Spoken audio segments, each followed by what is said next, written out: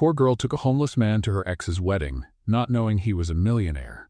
And what he did shocked everyone. Before we begin, let us know in the comments, what city are you watching from? Enjoy the story. Lucia Mendoza opened the mailbox like she was bracing for a ticking time bomb. Not that she had a real reason. Most of her mail lately was either overdue bills or pizza flyers, but something in the air told her this wasn't going to be a good day. And she was right. Amid the crumpled papers and yellowed envelopes, there was an elegant invitation, with gold lettering and a satin ribbon that looked like it was picked just to irritate her. She didn't need to open it to know what it was. But she opened it anyway. Adrian and Rebecca invite Lucia Mendoza to join them in celebrating their dream wedding, Saturday 7 p.m. at the Bella Vista Hall. Lucia blinked, then blinked again. Didn't help. There was the name of her ex-boyfriend, the same guy who, just 3 months ago, was sharing a couch and headphones with her. And next to it, the name of the woman he swore was just a coworker. She sat on the low wall by the building entrance as if her legs had stopped working. "Wedding," she murmured. "A wedding?" It felt like the universe had set up a whole stage just to humiliate her. First the breakup, with that tired speech about needing to find myself. Then the Instagram pictures showing Adrian finding Rebecca at some resort pool. Now, an invitation to watch them get married? At Bella Vista Hall, no less? The place she dreamed of getting married in since she was 15? Lucia jumped up. She stormed back to her apartment, tossed the invitation on the kitchen table, and stared at it like it had just insulted her. He's going to see. I'm going to that wedding, and I'm taking a date who'll make Rebecca trip over her heels. She had no idea who this date would be. But that was a problem for tomorrow's Lucia. Today's Lucia was busy reliving painful memories. In the hours that followed, Lucia did what any reasonable person would do. She opened a box of chocolates, put on a romantic comedy, and pretended she wasn't silently planning a social revenge mission. But as the credits rolled and the sugar started to make her sick, a crazy idea began to take shape. She didn't need a real boyfriend. She just needed someone who looked better than Adrian. Tall, mysterious, maybe someone who looked like he'd been to Europe, or at least knew how to wear a suit. The problem? Lucia didn't know anyone like that, and she definitely didn't have the money to hire a handsome extra. The next day, after another failed attempt to get her old job back, and a reminder from her mom that revenge doesn't put food on the table, Lucia went for a walk. She didn't know where she was going. She just needed some air. That's when she saw him. Near the entrance of a fancy restaurant, a man was sitting on the ground, leaning against the wall. His hair was messy, his beard unshaven, and his jacket was way too worn for the warm weather. But somehow he seemed calm. He watched people pass by like he was observing aliens in a documentary. Lucia slowed down. Something about him caught her attention. He wasn't holding out his hand, asking for money, or looking sad. He was just watching, with the eyes of someone who'd seen too much to act surprised anymore. She stopped. "Hey, you okay?" The man looked at her. Slowly, with a peaceful expression. His eyes were blue, intense, but not proud. "Depends on what you call okay," he replied, his voice rough, deep, almost teasing. Lucia laughed, surprised by the answer. "You've got no shoes? And you look like you lost your way home." "I lost more than that," he said with a shrug. "But now I'm just enjoying the quiet." "Got a name? Do you remember it?" He hesitated. For a moment, he seemed to weigh his answer, like he was choosing which version of the story to tell. "Dylan." Lucia smiled. "Dylan, huh? Sounds like a soap opera character. And you sound like a reporter looking for a headline to get promoted." She let out a laugh. "Close. I'm a former stationery store clerk, recently unemployed, and with a wedding invitation that's been keeping me up at night." He raised an eyebrow. "Now that's a modern-day tragedy." She crossed her arms. "You up for a challenge?" "What kind of challenge?" "Come with me to a wedding, this Saturday. I'll give you a shower, clean clothes, and real food. All you have to do is stay by my side and look incredibly interested in me." Dylan blinked, slowly. "Is this a date or identity theft?" "It's a temporary job," Lucia replied with a smile. "And you look like you've got free time." There was a moment of silence. He studied her face, like he was trying to figure out what she was hiding. But strangely, Lucia felt like he was the one hiding something. "What's the salary?" she asked. "A dinner, a clean bed, and a hot shower. And maybe, if everything goes well, a stylish suit on loan. Dylan pretended to think for a few seconds. And what's the risk? Having fun, and seeing me blush if someone asks how we met. He smiled. For the first time, it was a real smile. Well, why not? Lucia blinked. Seriously? You seem way too fun to say no to. She held out her hand. He shook it firmly. At that moment, Lucia had no idea she was signing the craziest deal of her life, and that this Dylan was a lot more than he seemed, but that she'd find out later. Lucia didn't really know what to expect when she brought a stranger home, but it certainly wasn't this. Dylan, the man she had hired with a strange offer on the sidewalk outside a restaurant, walked beside her like he'd done it 100 times. He didn't seem nervous or curious or even surprised by the idea of going to a strange woman's home.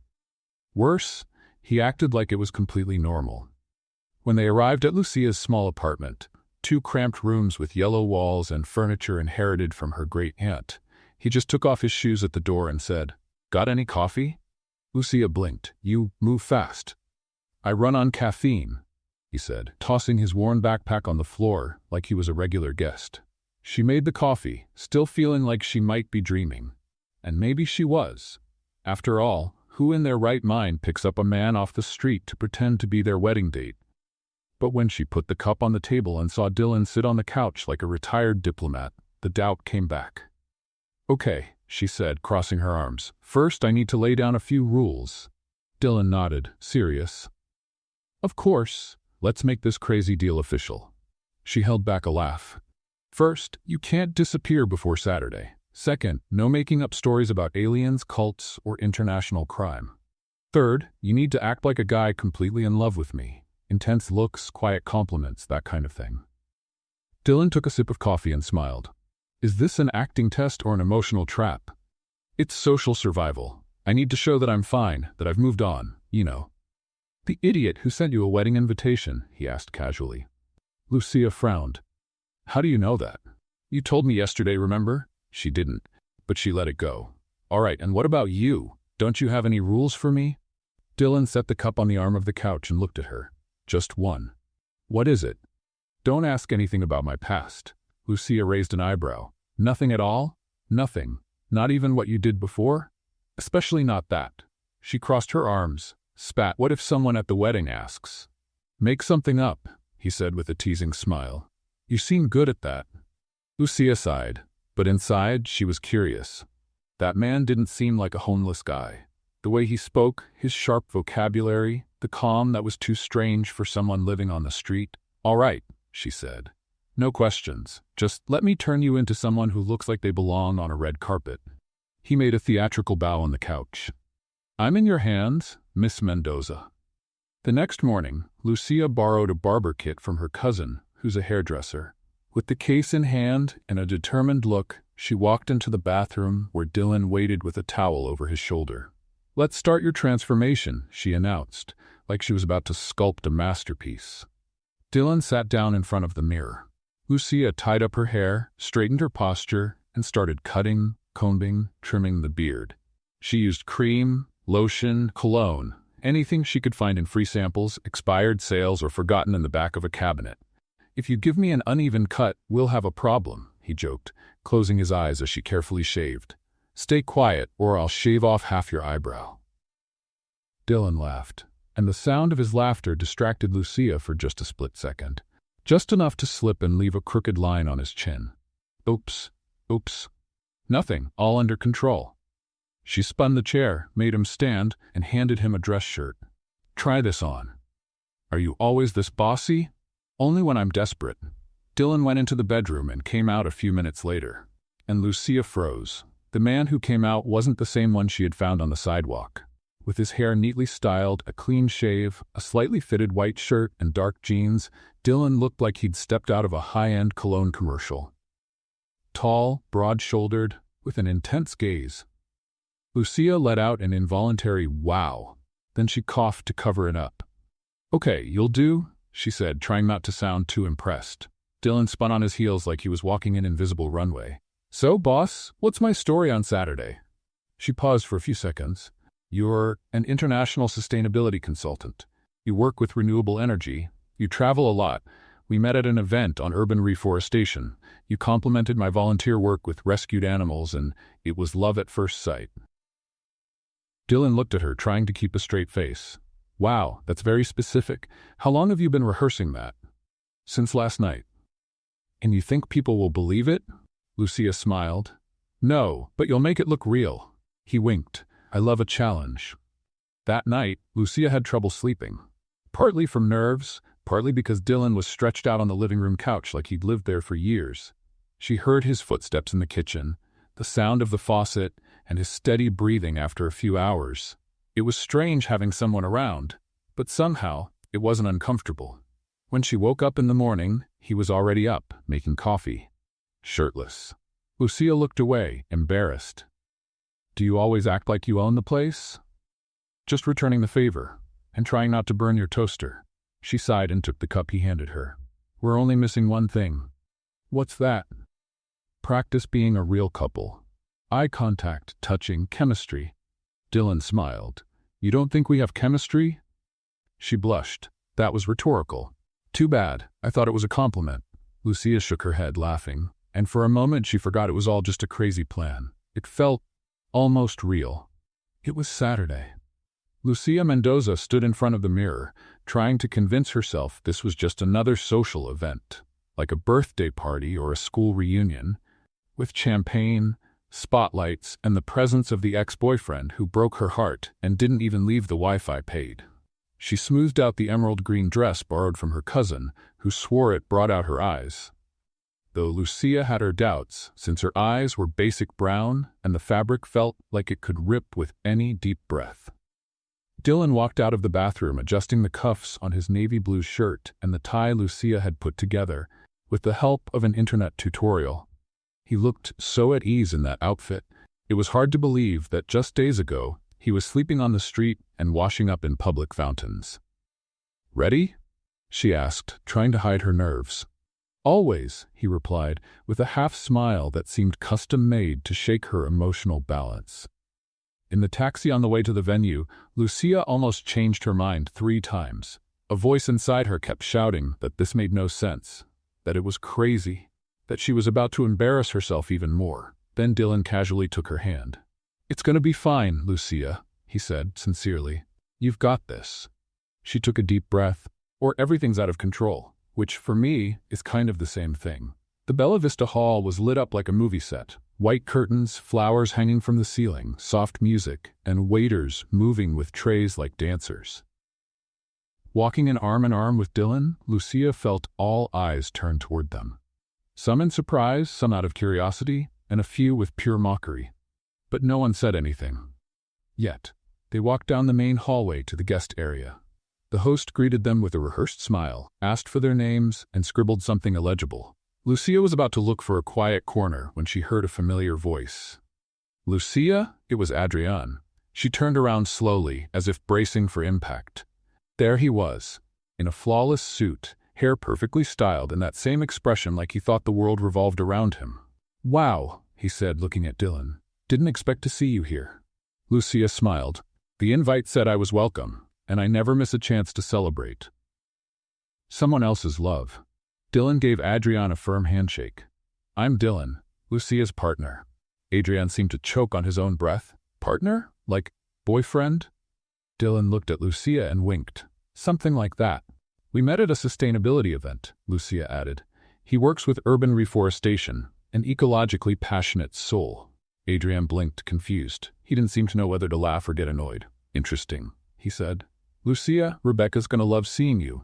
She's always admired you. Admired or envied? Lucia thought, but she smiled. I can't wait. They sat at a table near the dance floor. Dylan acted like he was used to events like that. He knew how to use the silverware, made quiet compliments about the menu, and even chatted with a couple of business people about sustainable investments, with a confidence Lucia definitely didn't expect. Where did you learn all this? She whispered between bites. On YouTube, he replied, not changing his tone. She laughed, but she wasn't sure if he was joking. When the music stopped, everyone turned to the main staircase. Rebecca appeared, walking in a white dress with enough sparkle to light up a stadium. She smiled like someone who'd just won an award, and knew she deserved it. Let the show begin, Lucia murmured. Rebecca walked over to their table. Lucia, she said, dragging each syllable with fake warmth. I'm so glad you came, and who is this Greek god? Lucia smiled with Oscar-worthy self-control. This is Dylan, my boyfriend. Rebecca looked Dylan up and down. Then she smiled, but her eyes said something else. A pleasure, she said. Where are you from? Norway, he answered right away. But I grew up here. My father was a diplomat. I prefer a simple life, but she dragged me here. Rebecca widened her eyes. How interesting. She turned around and walked off, looking like she needed a moment to process. Lucia covered her mouth to keep from laughing out loud. You just made up an international background. It was that, or say I lived under the North Avenue Bridge. I don't know which one's less likely. Dylan looked around. Do you want to dance? Now? Now is always a good time. She hesitated, then agreed. On the dance floor, under the dim lights and soft music, he pulled her close. Not too close, just enough for their eyes to meet.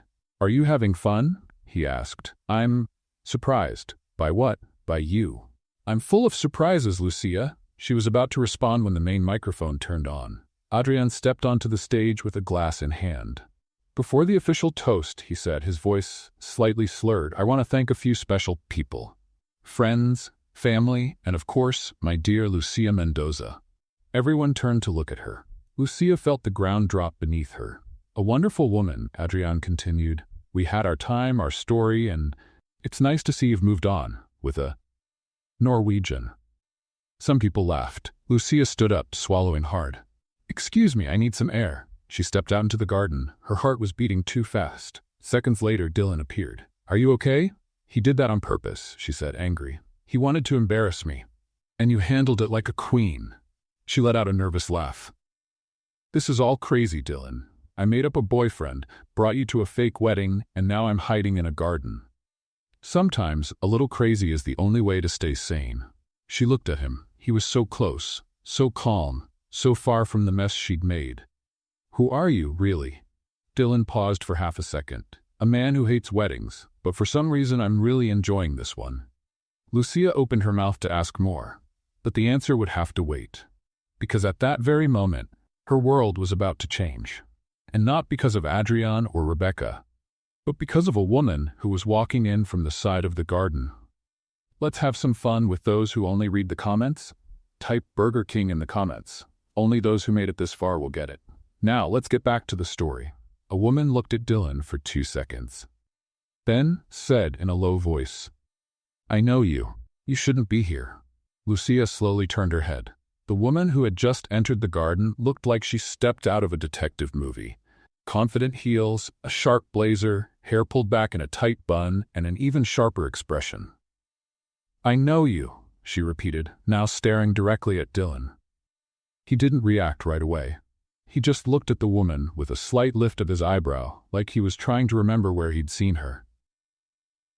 I think you've got the wrong person, he said. In that calm tone, Lucia was beginning to recognize as his default defense. The woman crossed her arms. Really? Because you were a regular at the Navarro Tech front desk 2 years ago. Scruffy beard, shirts always a bit wrinkled, but hard to forget. Lucia felt a chill down her spine. Navarro Tech, that tech company? The woman nodded, still watching Dylan closely. And if I'm not mistaken, you weren't just some random visitor. Dylan took a deep breath, his expression unchanged. Ma'am, you're interrupting a private moment. I'm warning you, she said. Not everyone's forgotten who you are. With that, she turned and disappeared into the bushes, like she'd completed a mission. Lucia stared at Dylan for a long moment, trying to piece it together. But he didn't say a word. He just put his hands in his pockets and looked away. Who are you, really? Dylan, that's all you need to know. Navarro Tech, Dylan. That's not nothing. You told me not to ask about your past, but now your past is knocking on the door and in high heels. He sighed. You want the truth? That would be great. He turned toward her, his face more serious than ever. I used to have money, a lot, fame, status, headlines. I was the heir to Navarro Tech. My full name is Dylan Navarro, but everything fell apart. A scandal with my name on it, a lawsuit that wasn't even mine. And just like that, I lost everything, or almost everything. Lucia blinked, trying to process. You were a billionaire? I was CEO for 6 months. Then my own board pushed me out. I'm not looking for pity. I just needed to disappear for a while, to be invisible, to breathe, away from cameras, reports, lawyers. She took a step back. And now? Now I'm here, pretending to be your boyfriend to get back at your ex. Life's funny, isn't it? Lucia ran a hand over her face. This is a lot. You could have told me. And would you have taken me to the wedding anyway? Silence. Maybe not, she admitted. Exactly. They walked back into the reception in silence. The party was livelier now, with people dancing, louder music, and glasses clinking everywhere. Lucia tried to act normal, but her mind was spinning. Dylan was an ex-billionaire, probably still more than he let on, and she was in too deep. That's when Rebecca showed up again, now with an even more curious look. Everything okay? You two disappeared. Fresh air, Lucia said, forcing a smile. We needed a little breather. I can imagine. I was just telling Adrian how intense you two seem. Dylan stepped forward. That's what happens when there's real chemistry. Rebecca swallowed hard. Lucia saw the discomfort in her eyes and for a second felt a guilty kind of satisfaction.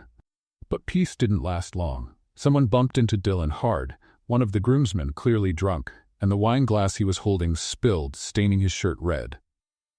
Great, he muttered, looking down at his shirt. Lucia grabbed a napkin from the table and tried to blot the stain, but it was useless. Come on, the bathroom's this way. She led him down a side hallway. They entered a private restroom decorated with fake flowers and scented candles that felt more like false advertising. Dylan took off his jacket and unbuttoned his shirt, revealing a thin scar near his left shoulder. Lucia reached out before she could stop herself. Is that from a fall? He said too quickly. Dylan, it's just a scar. We all have them. She stopped. I don't know what's true or false with you anymore. Then believe what you feel. And what I feel scares me. He looked at her. There was something in his eyes she hadn't noticed before, a quiet vulnerability. Like underneath everything, there was a boy still trying to fix what had been broken. I can leave if you want, he said. Lucia shook her head. It's too late now. If you walk out, it'll look like I was dumped again. He smiled sadly. Then let's keep up the act. For now. Back in the hall, the dance floor was even more crowded. Lucia avoided direct stares, but the whispers were impossible to miss. Someone had recognized Dylan. And she knew it was only a matter of time before something bigger came out. Adrian got on stage again, now with Rebecca beside him, to give the official toast. Dear friends, he began, today we celebrate not only our love, but also the life that goes on, that reinvents itself. And second chances. Lucia felt his eyes on her. Dylan took her hand under the table. Just ignore it. I'm trying. Rebecca then grabbed the mic. And we want to thank everyone who came, especially those who brought a little drama. After all, what's a party without a plot twist? The crowd laughed, but there was tension in the air. Lucia took a deep breath. Things were getting out of hand. She stood up. Dylan followed her. Where are you going? Home. Before I become a meme. Wait. She stopped at the door. This whole thing started as a dumb idea. I know. But now, there are feelings involved. And part of me wishes you were just a regular guy. That this story was simple. I wish that too, Dylan said. But it's not. And she walked out. Dylan didn't follow her. Not yet. Lucia walked into the apartment like someone coming back from a battlefield. She kicked off her shoes into the corner of the room, tossed her clutch onto the table, and collapsed on the couch, still wearing the tight dress and with hairpins poking her scalp. The soft light from the kitchen reflected off the floor, and everything felt too quiet. She could still smell the party on her skin. Expensive perfume, fake flowers, and social tension. Rebecca's smug face, Adrian's sarcastic voice on the mic, and Dylan's eyes. That look stirred something in her, something dangerous. She sighed, took off her earrings, and let her head sink into the pillow. She wanted to sleep for 3 days and wake up believing it had all been just a bad soap opera script. But she didn't even get to close her eyes. The doorbell rang. Lucia froze. She got up slowly, still barefoot, and walked to the door. She looked through the peephole. Dylan. She hesitated. She wasn't sure she was ready for more questions without answers, or for the emotional mess he seemed to carry in his jacket pocket. But she opened the door. I thought it'd be better if we talked, he said, leaning on the door frame. Lucia crossed her arms. Are you going to tell me another half-truth?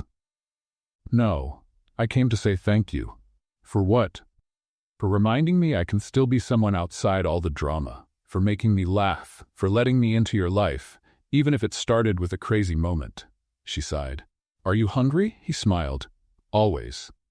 A few minutes later, they were sitting on the living room floor, sharing a pack of cookies and 2 mugs of tea that Lucia swore were expired. She had changed into a baggy sweatshirt, and Dylan wore a borrowed t-shirt with an astronaut cat on it. Nice pajamas, he said, taking a bite. Gift from my grandma.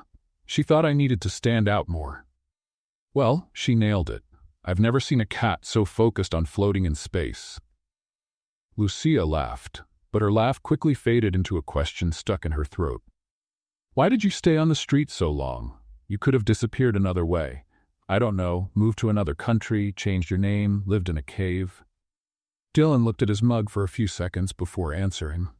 Because I wanted to understand what it's like to be invisible. Invisible? When everything fell apart, I realized I was surrounded by people who only cared about what I had. When I lost it all, they disappeared. Life on the streets showed me a different kind of truth. Harsh, ugly, but real. No one there wanted anything except to survive, and somehow I felt more human. Lucia looked at him. There was no drama in his voice. Just truth. So now what? Are you going back to that world? I don't know. Part of me wanted to disappear for good. But then, I met you. She looked away. You've really confused me, Dylan. A lot. I'm confused too. I still don't know if you're a hidden genius or just a functional madman. A bit of both. Lucia laughed again, this time with less weight in her chest. So where are you sleeping? I could go back to the shelter. I'm used to it. Sleep here. On the couch? Of course. You're practically part of the furniture now. Are you sure? She nodded. Just don't snore, or I'll kick you out with a wooden spoon. The next morning, Lucia woke up to the smell of coffee. She stretched, shuffled her feet to the kitchen, and found Dylan in an apron, which was odd considering she didn't even know she owned one. I made coffee and toast. Are you in a commercial now? Just a grateful man with basic survival skills. She took the cup. So now we're, what? Partners in crime, he said with a smile. And how long are you staying? Long enough to figure out how to make you smile every day. Lucia blushed. That was pretty cheesy. I'm adjusting. But the peace didn't last long. That afternoon, on her way back from the store, Lucia noticed a black car parked across the street. A man in a suit sat inside, wearing sunglasses and talking on his phone. She walked faster, trying to ignore it, but something in her gut tightened. Once inside the building, she looked out the window. The car was still there. Later, she told Dylan. His smile vanished instantly. Was it a black sedan, dark windows? Yes. Why? This might be complicated. Dylan. Maybe they're looking for me, or watching me. People who want me gone for good. People. Dangerous? He hesitated. I was hoping for more time. Time for what? To say goodbye properly. Lucia grabbed his arm. You're not running again, not now. I don't want to put you at risk. It's too late. I'm already in this. Dylan lowered his head. Just give me one more day, Lucia. One last day with you. She nodded, not really sure why. Or maybe she knew, because part of her didn't want to imagine life without him anymore. The next day began with a strange feeling in the air, like something was about to happen. Lucia woke up even before her alarm went off, her heart racing and her thoughts all over the place. Seeing Dylan on the couch should have seemed ridiculous. A stranger, a former billionaire in disguise, sleeping with his mouth open, covered with a leopard print blanket, hugging the stuffed pillow she got when she was 15. And yet, there was something oddly comforting about that scene. She stood at the living room door for a few minutes, watching him sleep, trying to understand what she felt. It wasn't just confusion. It was something else. A quiet, restless kind of affection. A need to protect him. And at the same time, to strangle him for all the things he hadn't said. Dylan slowly opened his eyes as if he could feel her staring. Good morning, he murmured, his voice raspy from sleep. Do you always watch people while they sleep? Only when they hide billionaire identities in their hoodie pockets. He smiled. Do I look like someone who owns stocks? You look like someone who needs to brush their teeth. After breakfast, made with almost expired white bread and powdered juice, Lucia decided she needed to get out. Clear her head. Think. Dylan offered to go with her, but she said no. Give me an hour. I need to think alone. And you need a real shower. He raised his hands in surrender. Fair enough, I'll use the passion fruit shampoo. She left laughing, but the laugh didn't last past the corner. Something felt wrong. She could feel it. She walked to the central square, where she used to sit and think whenever life felt chaotic. The same square where, just a few days ago, she had met Dylan for the first time. She sat on the same bench. The irony didn't go unnoticed. And that's where she was, scrolling through her phone, when something made her heart stop for a second. A news alert popped up in bold letters. Former Navarro Tech CEO spotted in southern neighborhood after 2-year disappearance. The attached photo was distant and slightly blurry, but unmistakable. It was Dylan, sitting with her in the garden of the event hall. Lucia felt her blood run cold. She looked around, half expecting photographers to pop out of the trees. She took a deep breath and clicked on the article. Anonymous sources say Dylan Navarro, heir and former president of Navarro Tech, is alive and was seen at a private social event last weekend. The company declined to comment. Dylan has been missing since the 2021 scandal, when he resigned and disappeared from public life. Lucia read it all in one go. Her head throbbed. This was no longer just personal. It was front-page news. It was exposure. And she was right in the middle of it. She stood up quickly. She had to go back. When she got home, the door was slightly open. She froze. She pushed it slowly, quietly. The living room was empty. So was the kitchen. Dylan? Nothing. Suddenly, she heard muffled voices coming from the bedroom. She quietly approached and put her ear to the door. I told you it wasn't the right time. She recognized his voice. Tense. You don't get to pick the time, Dylan. This is out of control. They're already closing in on you. If you don't act now, you'll lose everything again. The other voice was female. Cold. Professional. Lucia pushed the door open. Dylan was standing by the bed, phone in hand. On speaker, the woman on the other end didn't even seem to have the patience to breathe. Who is that? Lucia asked. Dylan hung up immediately. It's not what it looks like. Oh, great. Because it looks like you've been hiding in my apartment while your name is all over the internet and some mystery woman is trying to run your life from afar. She's my legal advisor. She's trying to keep the media off my back. Lucia crossed her arms. And when were you planning to tell me? I was going to tell you today. Of course. After lunch? During the soap opera? He sighed and ran a hand through his hair. Lucia, I didn't want to drag you into this. I swear. I tried to keep everything under control, but it got away from me. No, what got away was the bare minimum of honesty. I was just trying to protect you. From who? Your past or yourself? Silence. I need to think, she said. And honestly, I need you to leave. Dylan lowered his head, took a deep breath, and grabbed his backpack. If that's what you want, it is. He walked past her without another word. The door closed slowly behind him, and the sound of the doorknob turning echoed louder than any argument. Lucia spent the rest of the day trying to stay busy. She did laundry, cleaned the bathroom, and rearranged the kitchen silverware in alphabetical order. A completely pointless task, she knew, but oddly therapeutic. Late in the afternoon, she got a call from a friend who worked at a local news agency. Hey, did you hear? Hear what?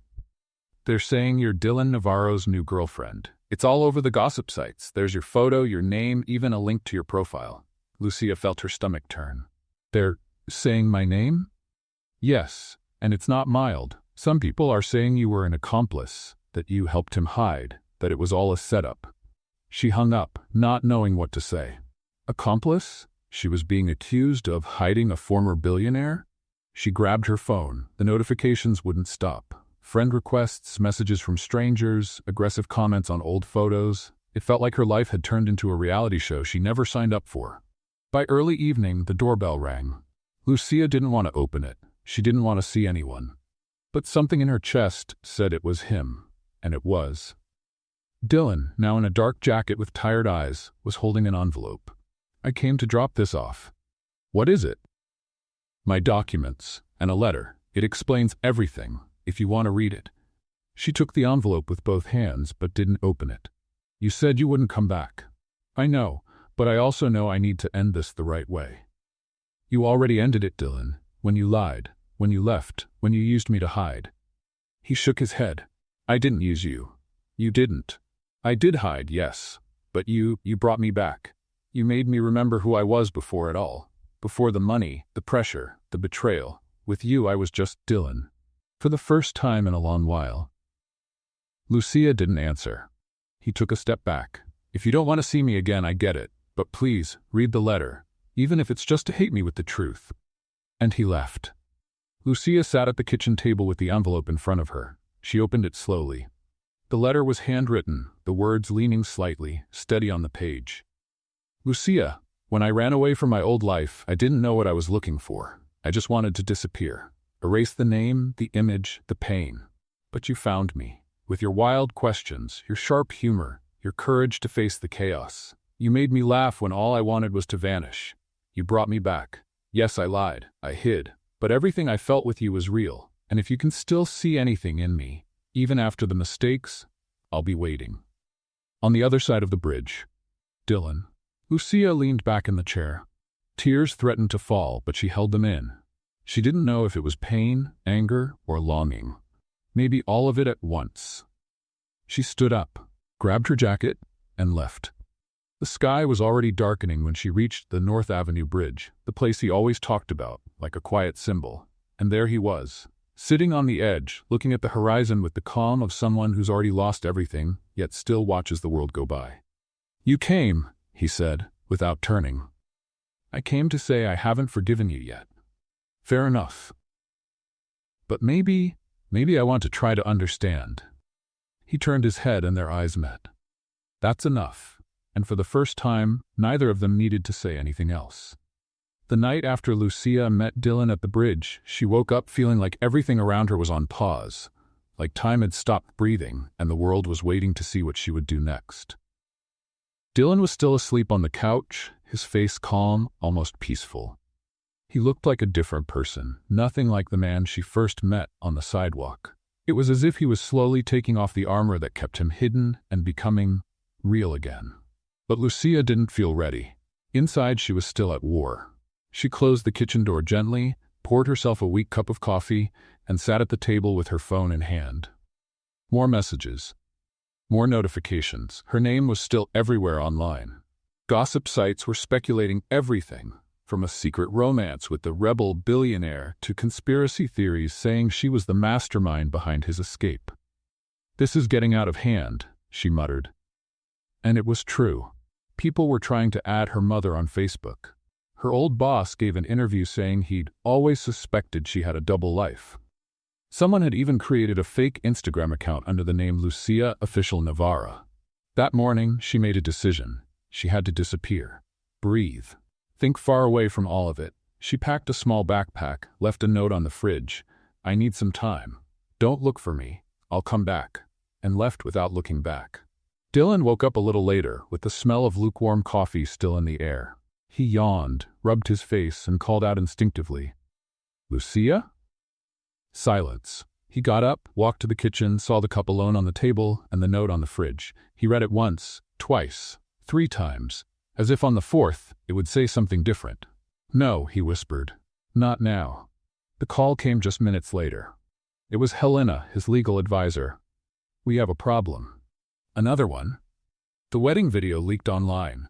One of the groomsmen posted it in his stories and it got shared. The media already knows you're with her, and she's gone. I know. Dylan, this is serious. You're walking a fine line between staying under the radar and becoming an international scandal. If Lucia isn't found soon, the authorities will assume the worst. You think she ran away from me? I think she ran away from what this all became, from the weight you carry, from the spotlight. He pressed the phone against his ear. I'll find her. How? The same way she found me. On the other side of the country, in the small village where her grandmother was born, Lucia sat on the porch of a modest house, surrounded by plants, cats, and silence. Aunt Rosa, who had taken her in without asking questions, served her lemon tea and said things like, Life only rushes when we try to slow down. Lucia had turned off her phone. She didn't want to see more headlines, messages, or questions. She needed to remember who she was before it all. Before the fancy dress, before the crazy plan, before Dylan. She needed to know if there was still a Lucia inside who wasn't tied to the word scandal. Every day, she walked to the church square and watched the older men play dominoes. Sometimes she'd write scattered thoughts, memories, and phrases in a spiral notebook. And she tried hard not to think about that crooked smile, that deep voice telling her she had brought him back. But she couldn't help it. Dylan was in everything, in the clouds, in the songs, in the little gestures, and even far away, it felt like he was still by her side. Meanwhile, Dylan did what he did best. He investigated. He found old photos of Lucia with her grandmother, searched Aunt Rosa's name in public records, and in less than 24 hours, he knew she had relatives in a village 300 kilometers from the capital. But he didn't take a helicopter or a luxury car. He went by bus, just like she would. He got off at a dirt road station with a backpack and a borrowed hat to avoid being recognized. He walked through the simple streets, asking about a short girl with wild hair who talks to herself while walking. Finally, an older woman pointed to the house with lavender pots on the porch. "There. But take it slow. That girl's got a bruised heart." He thanked her and walked up. Before he could knock, the door opened. Lucia looked at him in silence. "How did you find me? You taught me how to look." She looked away. "You should be hiding.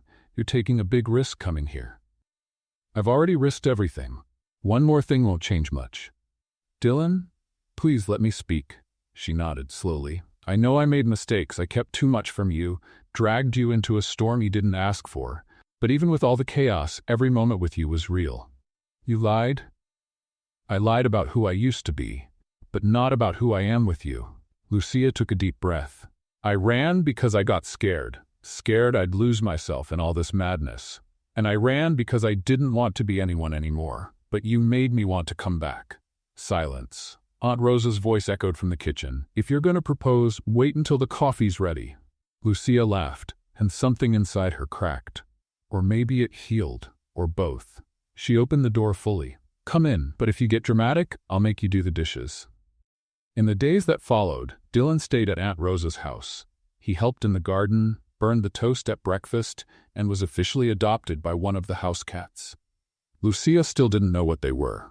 A couple? Friends? Two emotional runaways trying to find themselves? But she knew her heart felt lighter when he was around. One night, sitting on a bench in the square, Dylan pulled an envelope from his pocket. "This is what's left of my share in the company. A full buyout offer. If I sign, I cut all ties, and I can start over, from scratch." "Why haven't you signed?" "Because I need to know if you'd be part of that new beginning." Lucia was quiet. "I don't know if I can promise anything. I just know I don't want to keep running." "Me neither." She held out her hand. He placed the pen in it. And there, under the soft yellow light of an old street lamp, Dylan Navarro stopped being an heir, a CEO, a runaway, and became just Dylan again. 2 weeks later, the scandal vanished from the headlines. Navarro Tech released an official statement confirming the former president's voluntary departure and the closure of all open investigations. The media moved on as soon as a new celebrity decided to get married 3 times in 1 week. Lucia went back home, and Dylan went with her. This time, like he belonged, he no longer slept on the couch, nor hid his scars. They didn't have everything figured out. Didn't know what the future held, but they had the present. And that was enough, until a new envelope arrived in the mail. Lucia picked it up, read it out loud, and her eyes widened. The City Council of Culture invites Lucia Mendoza and Dylan Navarro to receive the Social Action Medal for their community project. She choked up. "What project?" Dylan smiled. "Aunt Rosa gave me an idea. Remember the cats, the garden, the tea, and your quotes in the notebook?" "Yes." "We're starting a cultural center in the neighborhood, a welcoming space, with art, food, plants, and cats." Lucia blinked. "You built a social project based on my aunt? And on your heart?" She looked at him, trying to seem upset. "You're impossible. And you chose me anyway." At the award ceremony, simply but nicely dressed, they walked onto the stage holding hands. The presenter smiled. "And to think this all started with a wedding invitation." Lucia laughed. Dylan pulled her close and whispered, "Can I do this now?" "Do what?" He got down on one knee. The audience gasped. Lucia froze. "You're kidding." "No, I'm finally living." He opened a little box. Inside, 2 hand-carved wooden rings. no diamonds, no big show. Lucia Mendoza, will you marry me? No exes, no mansions, no headlines, just me, you, and the beautiful mess we make work. She laughed. This is so ridiculous. I know, but it's so us, and she said yes. If someone had told Lucia Mendoza 3 weeks earlier that she'd be receiving a social action medal next to a former billionaire disguised as a homeless man, and that he would propose to her with hand-carved wooden rings, she would have laughed so hard she'd choke on her own spit. And yet, there she was, with the ring on her finger, and a crowd clapping like it was a scene from a romantic movie with a guaranteed happy ending. But Lucia knew. Life didn't come with background music or smooth closing credits. Real life had fine print, and she still needed to read it carefully. Are you sure about this? Lucia asked, sitting cross-legged on the living room couch. She was wearing an old high school t-shirt and holding a cup of mint tea. Dylan stood in front of her, a button-down shirt open over a white tee, looking calmer than usual. Sure about what? About all of this. Us, the project, the marriage. The world knowing our names. He came closer, sat next to her with a quiet smile. I was never sure about anything until I met you, and now, I'm still not sure about everything. But I'm sure about you. Lucia pressed her lips together, thinking, that was beautiful, and true. But I still need us to put things on paper. What kind of things? She got up, grabbed a sheet of paper and a pen, and came back with a playfully serious look. Let's sign our emotional agreement. A realistic living together contract. No happily ever after promises with no expiration date. This is a heart with terms and conditions. Dylan raised an eyebrow, amused. I'm listening. Lucia snapped her fingers and started dictating. Clause number 1. If we argue, no one gets to sleep on the couch, unless the couch is actually more comfortable than the bed. Agreed, he said, signing an invisible line in the air. Clause number 2. We take turns making breakfast, and burnt toast still counts as a valid effort. Deal. 3. Secrets must be shared eventually, preferably before they become public scandals. You mean my past? Yours, mine, ours. If you ever find out I'm heir to a lunchbox factory, I want you to know right away. Got it, Lucia smiled, satisfied. Then she hesitated. And there's the hardest emotional clause. Which one? She looked at him seriously. If either of us ever feels like we're losing who we are, we pause, we talk, we reassess. Dylan nodded slowly. Lucia, I don't want to drown you in my past or drag you into my old story. I want to build a new one with you. One where I still get to be me. And I finally get to be just Dylan. In the days that followed, they started putting the cultural center plan into action. Aunt Rosa's house, once just a quiet refuge, became the heart of the project. In the front, they built a small space for art workshops, a mini library, and a wall with inspiring quotes, all taken from Lucia's old notebook. Dylan handled the structure, the contacts with local nonprofits and businesses. Lucia ran the workshops, organized events, and painted murals with neighborhood kids. The project started small, but it quickly gained attention. Not because of the Navarro name, but because of how naturally it grew. Everything there had soul, purpose, and truth. But success brought more than applause. One day, while she was organizing the donated books, Lucia had a visit from an elegant woman, wearing high heels, expensive perfume, and a carefully calculated, friendly expression. Miss Mendoza, she said, handing over a business card. I'm Camila Torres, director of the Horizon Foundation. Lucia read the card. She had heard of the foundation before. They had social projects in various cities and a history of adopting local initiatives to expand them. How can I help you? I saw your work with the Reza Center. We're interested in investing. Full sponsorship, a new headquarters, a fixed salary for you and your team, national publicity. Lucia blinked. That sounds generous. It is, but we want to associate the foundation's image with your story. The overcoming, the romance with Dylan, the modern-day fairy tale, that sells. Lucia froze. Oh, so that's it? Camila smiled. Think of it as an opportunity. Right now you're local. With us, you can be international. And how long until we lose control over what we've built? The foundation only guides. Lucia crossed her arms. Thank you. But our project is about roots, and roots don't transplant easily. Camila smiled, but her eyes went cold. Think carefully. The world can forget quickly if you don't know how to keep their interest. Lucia handed back the card. We're not here to entertain, we're here to transform. That night, she told Dylan everything. You turned them down? He asked, surprised. Of course, she wanted to turn us into a spectacle, sell our pain as an inspiring story. Dylan thought for a moment. Can I be honest? You should. Part of me was tempted. Lucia nodded. Me too. But only for a second. Then we're on the same page, and on the same contract. One afternoon, during one of the workshops, a girl named Bea asked, Aunt Lucia, are you and Uncle Dylan really going to get married? Lucia laughed. Why do you ask? Because you argue with him like my mom used to argue with my dad, before they got married. Lucia choked on the crayon. And how are they now? Separated. Oh, Bea, but happy. Lucia looked at Dylan, who was handing out books in the corner of the room. He smiled from afar, and she felt a warm tightness in her chest. Maybe happiness wasn't about contracts or ceremonies, but about moments like these.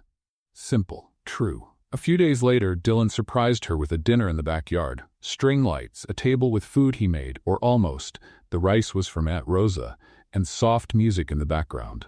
What's this? Lucia asked, a reminder that even without a mansion, yacht, or red carpet, we can have luxury. True luxury, like hearing your laugh without interruptions. She laughed, as if following the request. Then he pulled out a folded piece of paper from his pocket. I made a contract too. Lucia raised an eyebrow. Really? He opened it and read. Clause 1. Love Lucia Mendoza every day, even when she forgets the rice on the stove, complains about the smell of my shampoo, or tries to sleep with 3 cats in the bed. She covered her mouth with her hand, laughing and touched. And what's the penalty for breaking this clause? Having to win you over all over again. Then I hope you're good at it. I've already started practicing. They toasted with orange soda and danced under the backyard lights. The following week, they organized the first open event at the Raíces Center. Art workshops, dance performances, live music. They invited the whole community. Dylan handled the reception with a badge that read, Lucia's assistant. Lucia teased him. I thought you were going to write CEO. Only for you. At the end of the day, exhausted, they sat on the sidewalk with ice cream in their hands and children running around. Lucia leaned her head on his shoulder. Do you think we'll be able to keep all of this going? If we keep putting clauses in the right places? Yes. On paper? In the heart. She smiled. Then just in case, write down one more. Go ahead. Never let love become an obligation. Signed. He grabbed a stick and wrote on the dirt, love with clauses is love that's taken care of. And in that moment, they didn't need anything else. Real life was exactly that. Messy, intense, full of spelling mistakes, but with sentences worth underlining. Lucia Mendoza was never a fan of audiences. Since she was a child, she'd hide behind the curtains during school performances and pretend to have a stomachache to escape group projects involving microphones. So, the idea of speaking in front of 200 people at a formal ceremony made her hands cold and her stomach twist. Let's have a little fun with those who only read the comments. Type Pepsi in the comments. Only those who made it this far will understand. Now, let's continue with the story. Still, there she was, wearing a burgundy dress, subtle makeup, and a pair of heels borrowed from her cousin. Trying to look natural as the last guests arrived at the auditorium of the Fundación Cultura Viva. The Centro Raíces, the project she and Dylan had created, had been selected to receive an award for social impact. It was the kind of thing she'd only seen happen in news stories with background music. Now, she was the one standing on stage. Dylan was backstage reviewing the speech he'd written by himself, promising it would be brief. But Lucia knew that look. The same one he had when he pretended not to know how to fry eggs just to convince her to make breakfast. Dylan, please, don't do anything crazy today, she said, adjusting the collar of his shirt. This event isn't about us. It's about the project. I know, I'll be low-key. Low-key, like charmingly reserved? Low-key, like I'll try not to steal the spotlight with my irresistible smile. She rolled her eyes. I'm serious. So am I. The ceremony started on time, with formal speeches, nice words, and bureaucratic thanks.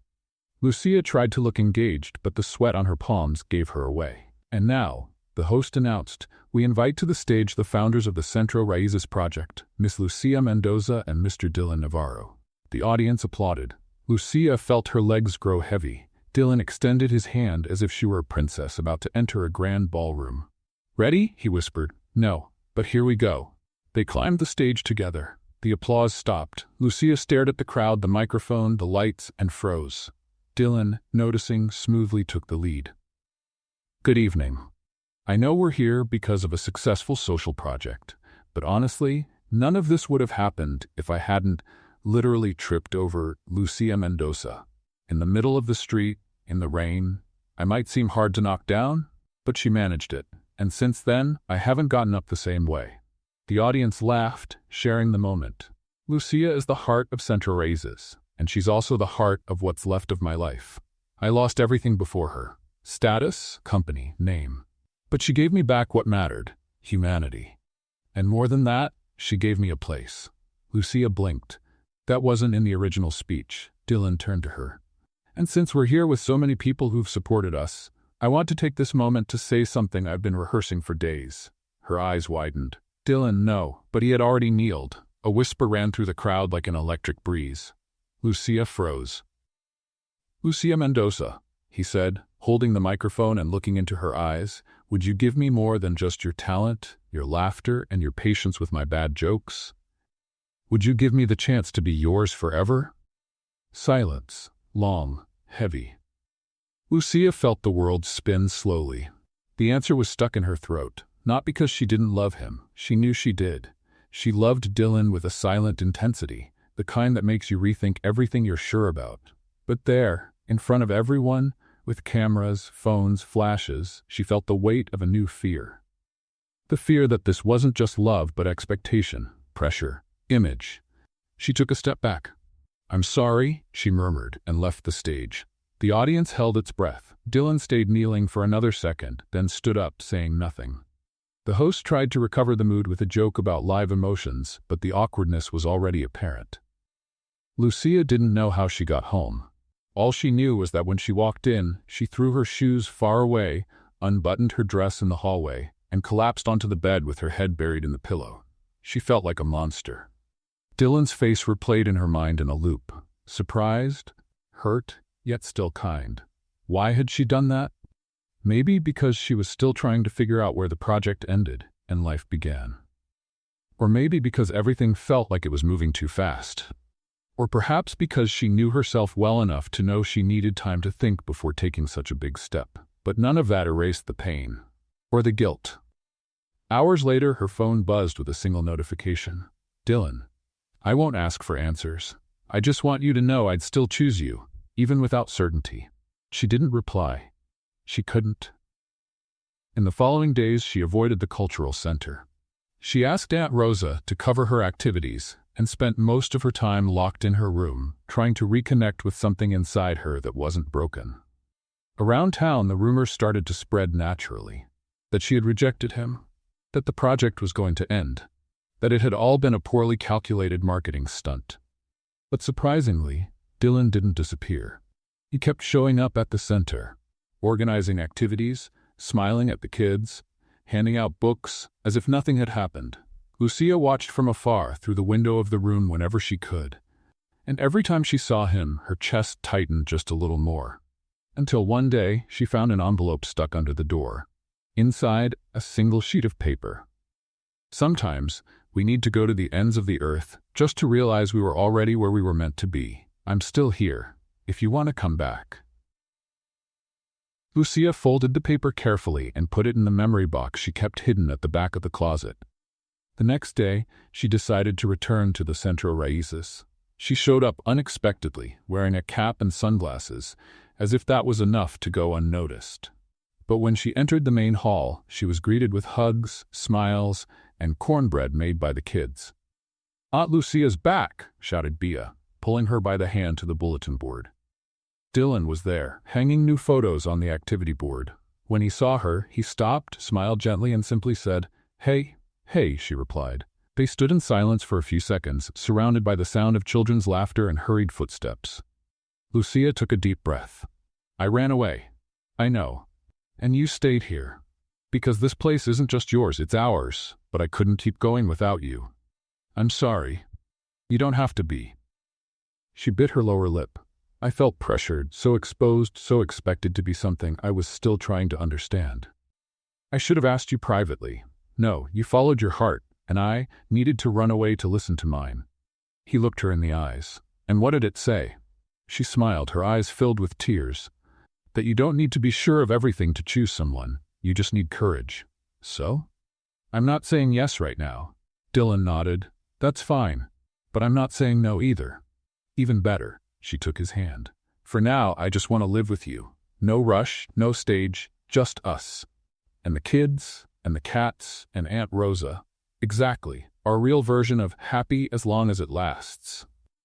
Dylan pulled her into a hug, and there, in the middle of the cultural center, with the smell of fresh paint and cornbread in the air, they found a new kind of promise. One without fanfare. One that started with silence and trust. In the days that followed, Dylan deleted all notifications from his phone, declined interviews, and disconnected from social media. Lucia temporarily deactivated her profile and spent more time with the kids, painting murals with phrases like, "Being happy doesn't need an audience," and "Love that doesn't rush, blooms." They became the couple no one recognized on the street, and the couple that recognized each other in small gestures. They shared chores, dreamed of the future, argued over which seasoning to use in the soup, laughed at bad jokes, and reconnected fully. That morning, Lucia woke up to the sound of church bells ringing in the distance. She was lying on the couch in the living room, hugging one of Dylan's pillows, which smelled like him and had a little frayed corner that she always promised to sew. The house was quiet, but not empty. It had never been empty since then. She got up slowly, barefoot, passed through the kitchen, and found a scene that seemed to already be part of the routine. Dylan preparing coffee with the care of a French chef, wearing the apron with lemon print that Aunt Rosa had given him as a living together prize. "Did you sleep well?" he asked without turning around. "I slept enough to dream." "With what?" "With a life where things make sense." He chuckled softly. "You want sense? You'll have to swap this coffee for chamomile tea and 5 therapy sessions." "Too late, I'm already addicted to the chaos." He turned around, holding 2 steaming cups. "Great, because we've got another dose coming." Lucia raised an eyebrow. "Why? What did you do?" "Nothing, but I got an email from a publisher." She choked on the smell of coffee. "A publisher?" Someone heard about Central Raíces, the public marriage proposal, and the no that was the most polite rejection of the century. They want to turn it all into a book, a real love story in a world of filters and performances. Lucia sighed. "They want to turn our life into a romance script?" I told them we weren't interested, but they insisted. They even suggested a ghostwriter to work with us. This is going too far. I agree, but he looked at her with that mischievous look. What if we told our version? Our way? No glamour, no making things up, just the truth. The stumbles, the fears, the hugs at the wrong time. The contract with clauses. The cakes you burn. Hey, he laughed, a book that inspires without lying, that talks about loving someone without turning them into an unreachable ideal. Lucia was silent for a few seconds. And if they get it wrong, then we'll fix it. But at least the story will be ours. She sighed. Let's think about it later. Right now, I want to live a real chapter without needing to revise it. In the weeks that followed, life returned to a light but no less intense rhythm. Lucia went back to teaching art at the center, and Dylan set up a small mobile library with a cart he built himself, the bibliocaro, as the kids called it. It was a blue-painted wheelbarrow with wide wheels and compartments for books, games, and notebooks. They would push it through the neighborhood streets, offering free reading in parks and bus stops. The project slowly became a part of the city's landscape. But one rainy afternoon, something unexpected happened. Lucia was walking home alone, after picking up Pate for a new workshop. She was crossing a narrow street, her feet soaked and the bag slipping from her hand, when she heard someone call her name. "Lucia Mendoza?" She turned around, instinctively ready with a defensive answer. 2 men in suits were leaning against a discreet car, holding briefcases. "We're from the legal department of Navarro Holdings. We need to talk to you." "About what?" "About Mr. Dylan Navarro and the estate that still legally belongs to him." Lucia furrowed her brow. "Dylan doesn't want any of that. He's already given it up." "Formally, yes, but there are open clauses, and there's internal movement in the company trying to bring him back to the board." "You want him to come back? As CEO again?" We want to avoid someone else taking over and destroying what's left of the company. Lucia gripped the bag tighter. Then why are you telling me this? Because, from what we know, you're the one who can convince him of anything. She took a deep breath. That's not true. It may not be, but he listens to you. Lucia spent the whole night turning the situation over in her mind. She didn't want to drag Dylan into it, but she also knew that if she didn't say anything, she might regret it later. He deserved to make the decision himself. The next morning, she told him everything. Dylan listened attentively without interrupting. They said that? He asked at the end. That I should go back to the company? That you could save it, or watch it be destroyed by people who only care about profit. He stood up, walked to the window, and stood silent for a few minutes. I don't know if I can go back, he said, finally. That place, there's so much that hurt me. But there's also so much of what you built. He turned around, hesitant. Do you think I should? Lucia approached slowly. I think you should choose based on what you feel, not what you think you should do. And if I want to try, then try. But do it for yourself. And know that, no matter what happens, you're not the same man you were before. You're the Dylan who carries books in a blue cart and fights with cats for space on the couch. He smiled. And you? I'll be here, taking care of the kids, the paints, and the mess we leave behind. Dylan left the following week. He didn't take a suit or a tie. He only took his direct approach, his steady gaze, and the conviction that he could, yes, participate in what he once helped build, without losing himself in the process. Lucia saw him off at the bus station. The goodbye was brief, without tears. When will you be back? When it's over. That's vague. I know. Are you scared? I am, but I'm more afraid of not trying. Then go, and come back whole. During his absence, Lucia kept herself busy. She organized workshops, set up a new bulletin board with collages made by the kids, replanted the center's gardens, and started writing about the days. About everything. Not like a journal, but like a map, a trail, something Dylan could follow back. He called every night. He told her about the meetings, the reactions, the surprises. The company was in crisis, but the board was divided. There was resistance, but also hope. I think they want change. They just don't know how to call it. Call it real life, she answered, and show them you don't need a tie to be heard. After 11 days, Dylan came back. Lucia waited for him at the bus stop, with the Bibliocaro parked beside her.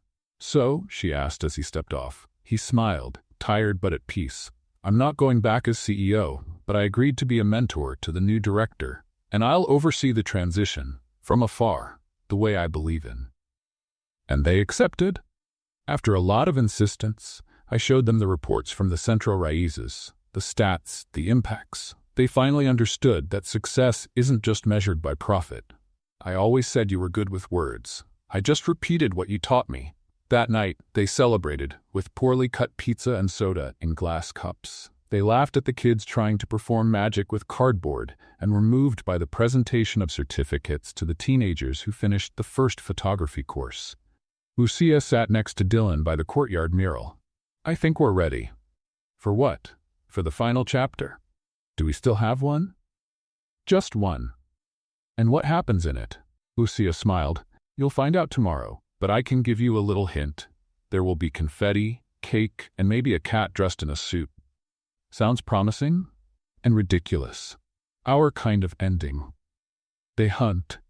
The city woke up restless. Not because of political news, not because of business scandals, nor because of the weather forecast that had been wrong once again. It was a different kind of buzz, a chatter that spread from mouth to mouth, from neighbor to neighbor, from market vendors to the aunties selling empanadas in the square. There was going to be a wedding, but not just any wedding. The rumor said it would be at the cultural center. They said the bride was a girl who once took a homeless man to her ex's wedding. And the groom, they claimed, was actually a millionaire in disguise.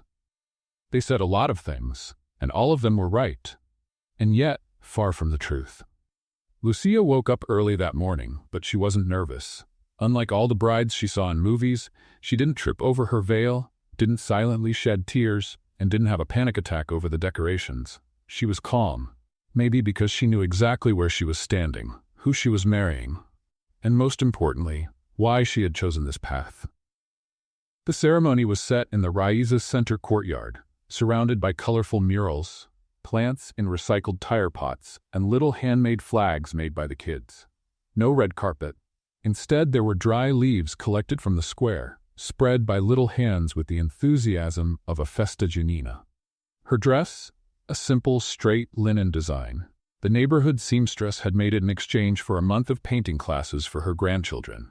Lucia looked at herself in the makeshift mirror, made from an old piece of glass, and smiled. She looked perfect.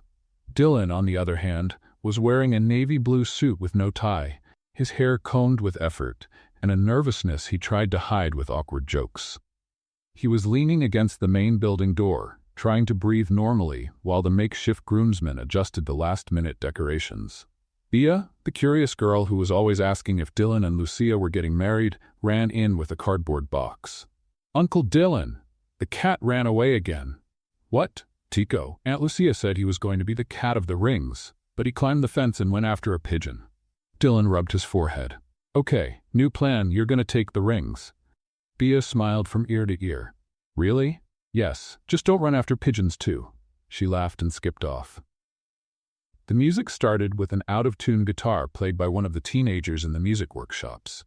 The chairs were filled with a chaotic mix of neighbors, friends, volunteers, and curious people who came to check if it was really true. Lucia entered beside Aunt Rosa, who wore a floral dress and a hat much too big for the occasion, but perfectly suited to her personality. "Remember," Aunt Rosa whispered as they walked, "a wedding isn't a promise of paradise. It's a battle partnership. Choose your battles and your jokes carefully." Lucia smiled. Dylan was standing, waiting for her with moist eyes, not from nervousness but from fulfillment, as if finally everything was in its place. "You really came," he said when she stopped by his side. "Only because I knew Tico would run away." "I thought you were going to change your mind again." "I almost did, but I realized this isn't about certainty, it's about courage." "Then let's go with courage." The ceremony was led by Helena, Dylan's legal advisor, who had ditched the heels and suit for a yellow linen dress and a beaded necklace made by one of the kids. "We are here," she began, holding the microphone with a genuine smile, "to celebrate something you don't see every day. A love that survived doubt, the press, a runaway cat, and even a public rejection in front of an uncomfortable audience." The crowd laughed. Dylan and Lucia did too. "This couple doesn't need eternal promises," Helena continued. "They need clear agreements, emotionally revisable clauses, and lots of humor. Because, if there's one thing I've learned from them, it's that love only survives if we remember to laugh between one crisis and the next." Bea appeared running with a cushion holding two simple silver rings, made from recycled silver by a community artisan. Dylan picked up his ring and, looking at Lucia, said, "I promise I won't run away when the dishes pile up or when the bills arrive. I promise to listen to you, even when I don't understand a thing you're saying. I promise to choose you, every day, even on the hard days." Lucia held his hand firmly. "And I promise not to expect answers for everything. I promise to be honest, even when it's tough. I promise to take care of your silence and share mine. And most of all, I promise to laugh at your bad jokes. As long as you laugh at mine too." They exchanged rings to spontaneous applause and emotional hugs. Nothing about it was conventional. Everything was deeply true. The party was, as expected, a delightful mess. There was cake made by 3 different neighbors, one with corn, one with carrot, and one with chocolate and soft brigadeiro frosting. There was improvised dancing with a playlist made by a teenager with questionable taste. There were kids eating marshmallows instead of lunch, and adults drinking soda from glass cups. Lucia and Dylan danced in the middle of the yard, tripping over each other's feet, laughing, missing steps, completely unaware of the many eyes watching them. "Do you think they'll write about this on gossip sites?" Dylan asked, spinning her slowly. "No, this is too personal to make the headlines. And yet, it feels like the ending of a movie." "Maybe, but I'd rather think of it as the start of another one." Later, while they were collecting chairs, Lucia found Dylan sitting on the steps at the entrance, his jacket on his lap and bare feet. "Running away from the mess?" "Trying to hold everything here," he said, tapping his chest. "My whole life, I thought I needed everything to be someone. Today, I realize all I needed was a little ground, a roof, and you." She sat down beside him. Do you still miss everything you left behind? Some things, but I've learned that peace is too expensive when you pay for it with your own identity. And who are you now? A man who had everything, lost everything, and found what really matters in the middle of the sidewalk. She rested her head on his shoulder. I've changed too. Before, I wanted to prove I was strong, independent, invincible. Today, I just want to fall knowing someone will help me get back up. I'll help you. But I warn you, I might fall with you. Then we'll fall together and get up laughing. Their wedding didn't make the cover of a magazine. No TV network showed up. No celebrity posted a picture. But in the months that followed, more than 20 new kids started attending the center. A new mural was painted with the hands of all the volunteers, and a recycling project became a local reference thanks to a simple idea from Dylan: turn what's discarded into something beautiful. Lucia started teaching writing workshops for women in the community. Dylan created a mentorship network for young social entrepreneurs, and the Biblio Caro, which had wobbly wheels, was replaced by a colorful van nicknamed Biblio Ferg. Sometimes the past knocked on their door. A curious journalist, a business proposal, an old acquaintance from the company. But none of them could reach the couple who had built their own world with their own rules. And what about Lucia's ex, Adrian? He showed up months later, sending a digital invite to the launch of his new startup. Lucia smiled, deleted the email, and, without any resentment, went back to painting a child's face with blue paint. She already had everything she needed. And curiously, none of what she once thought she wanted. On the first anniversary of the Centro Raíces, Dylan organized another ceremony. Just for them. No audience, no formal clothes, just a note taped to the door with the message, "Want to renew the contract?" Lucia responded with another sheet of paper. "Only if I can add more clauses." "Like what?" he asked. "Like mandatory kisses when waking up, laughing together even on hard days, setting aside one Sunday a month to do absolutely nothing." "Approved," he said, with indefinite validity. She signed it with a blue marker, right in the middle of his forehead, just to annoy him. And he laughed, like someone who knew he had won all the battles that truly mattered. What did you think of Dylan and Lucia's story? Share your opinion in the comments. On a scale from 0 to 10, how would you rate it? Don't forget to subscribe to the channel and hit the notification bell to follow all our stories, and feel free to check out more touching stories by clicking here at the end screen.